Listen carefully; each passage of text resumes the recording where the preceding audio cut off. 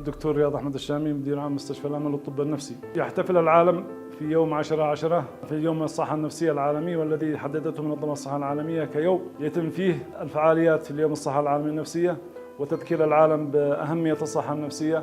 ويهم مجتمعنا أيضا التذكير بأهمية الصحة النفسية وتأثيرات العدوان على المجتمع في مجال الصحة النفسية، حيث أن المتأثرين سلبيا نفسيا من آثار الحرب والعدوان على اليمن بلغوا 8 مليون، ومن الصدمات النفسية 7 مليون مواطن يمني، وأكثرهم من الشباب، 20% منهم من الشباب.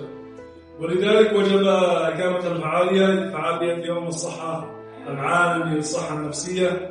يقدم مستشفى الأمل للطب النفسي عدة خدمات عند دخول المريض النفسي إلى المستشفى، منها بداية الطوارئ التي يتم فيها استقبال المريض وتهدئة الحالة المرضية النفسية للمريض، ثم توزيعه على الأقسام. هناك يبدأ العلاج الدوائي، إعطائه العلاج، وكما يبدأ التأهيل النفسي، وهناك برامج جلسات نفسية ومقاييس نفسية من قبل أخصائيات الصحة النفسية.